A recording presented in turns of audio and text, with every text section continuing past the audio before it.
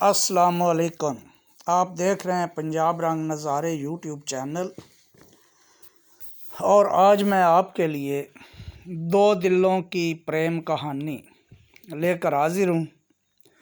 گزشتہ دنوں میں آپ کے سامنے سونی مہیوال کی کہانی پیش کی تھی،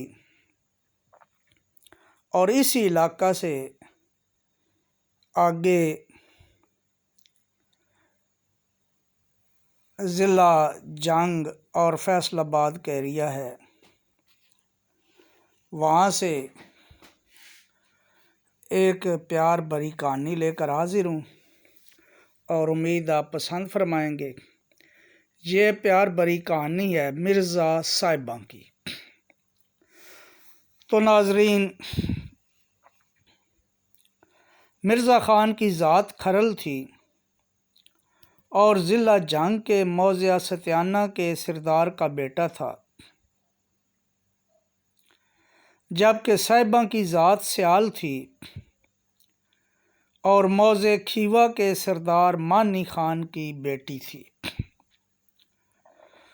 چونکہ مرزا کی ماں فتح بی بی نے مرزا کو کم عمری میں ہی دودھ شریک بھائی مانی خان کے پاس تعلیم و تربیت کے لیے کھیوا بھیج دیا،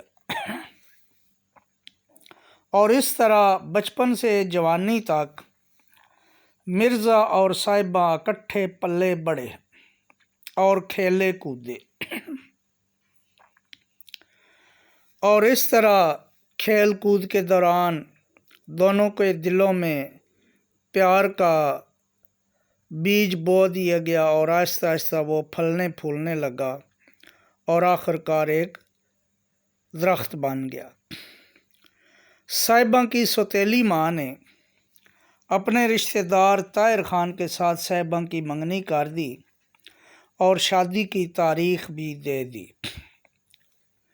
ادھر مرزا کی منگنی بھی سائی خاندان میں ہو گئی،